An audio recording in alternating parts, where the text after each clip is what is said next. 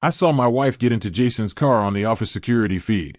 10:17 p.m. The team building event had just wrapped up. I said I'd left my car keys upstairs. Jason said he'd had too much to drink and was calling a driver. Linda, my wife, said she was going to the convenience store to buy water. The three of us split up in the parking lot. I turned off the monitor. The screen went black. Everyone in the department knows Jason is my most capable subordinate. 3 years, started as an intern, now a project lead. I trained him myself. Linda had come to pick me up from the office a few times. Came to the annual party too. She'd clinked glasses with Jason and said, "My husband talks about you all the time." Last week Linda mentioned Jason's new motorcycle, said it looked amazing. I said it was too loud. She said young people are supposed to be a little loud. Yesterday she said a restaurant Jason recommended was great. I said we should go together sometime. She said okay. The security timestamp jumped to 10:41 p.m. The front entrance of a hotel. Jason had his arm around her waist as they walked inside. Her hair was down. I'd tied it into a ponytail for her that morning. I sat there a long time. Then I went downstairs. The parking lot was empty. I drove home. Linda came back at 1 a.m. The shower ran for 20 minutes. When she got into bed, she turned her back to me. "Have fun?" I asked. "It was fine," she said. "Jason drive you back?" Her shoulders stiffened. "No, I took a cab." "What about his motorcycle?" "He called a driver," she said. Then she turned toward me, her eyes bright in the dark. "Why do you keep asking about him?" "Just making conversation," I said. Silence wrapped around the bed like a heavy blanket. I knew what she was waiting for me to roll over, start snoring, prove I believed her. I didn't move. "Andrew," she said suddenly, "do you think we're happy?" "Are you?" I asked. She turned back around. "Go to sleep." Jason showed up late the next day, didn't get to the office until 10. There were scratch marks on his neck. A few coworkers laughed. He winked at me. Crazy night. I handed him the proposal for a new project, done by the end of the week. He flipped through it. "This is at least 2 weeks of work." "Then work overtime," I said, "or I'll give it to someone else." He stared at me. Then he smiled. "Got it, boss." At noon Linda texted, "We need to talk tonight." I replied, "Okay." That afternoon Jason hovered in my office doorway. "Hey, Chief, did I mess something up?" "Why would you think that?" "You're just extra strict today." I set down my pen. "Personal matters don't affect work. Do well. You get promoted. Screw up. You're out. Simple." He straightened. "Understood." He shut the door a little too hard on the way out. Linda made steak for dinner. Candles. The tablecloth we only use on our anniversary. I sat down. She poured wine. "I slept with Jason," she said. Steak juices bled into the plate. "How long?"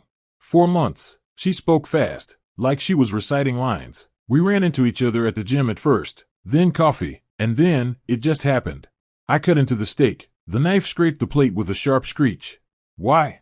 She gripped her wine glass. "Andrew, we've been married 10 years. You're a good husband, steady, reliable. You pay the bills, remember anniversaries, but being with you feels like running a project. Everything according to plan, no surprises. So you needed a surprise. I needed to feel alive." Her voice went sharp. "Jason takes me on his motorcycle, drives to the beach in the middle of the night, drinks cheap beer at roadside stands. Being with you is living a life. Being with him is feeling alive." I finished.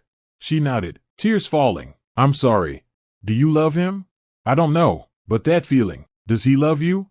She paused, then nodded harder. "He said he did." "When did he say that? During sex?" Her face went pale. I wiped my mouth. "Next quarter's promotion list at work. I submitted it yesterday. He's on it." Her eyes lit up for a split second. Small, but I saw it. "So that's why he's been especially attentive lately," I said. "That's not it." "Then what is it?" I stood up. "Linda, you're 38. He's 25. What do you think he's picturing? Marriage? Kids? Weekend trips to IKEA for furniture?" Her lips trembled. "You're just a thrill to him," I said. "A trophy proving he can sleep with his boss's wife." "Shut up."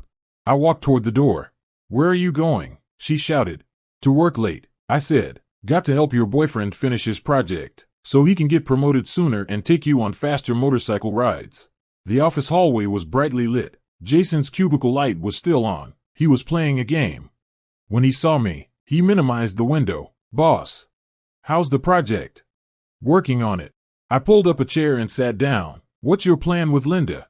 His expression froze. Then he laughed. "Nervous." "What?" "She told me everything. 4 months. Started at the gym." He leaned back. scratching his head. Damn, sorry, boss. Just a moment of weakness. She came onto me first. You know how it is, middle-aged woman, bored with her marriage. You tell her you love her?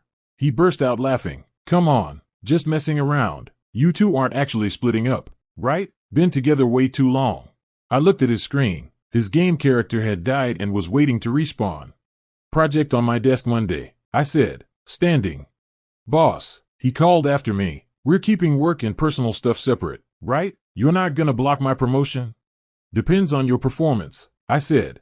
That weekend Linda packed her bags. I signed the divorce papers. The day she moved out, Jason's new girlfriend came to the office looking for him. 22, an intern, blonde, with a laugh loud enough for the whole floor to hear. Linda called me a month later, 2 a.m. He lied to me, she sobbed. He was never serious. I know. Why didn't you stop me? I stared at the ceiling. You wanted passion. I was just the safety net you kept underneath. Safety nets are only useful after you fall.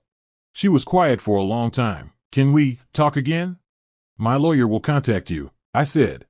I applied for a transfer to another department. On my last day, Jason was waiting outside my new office. Boss, I'm sorry, he said. This time he wasn't smiling. I patted his shoulder. Do good work.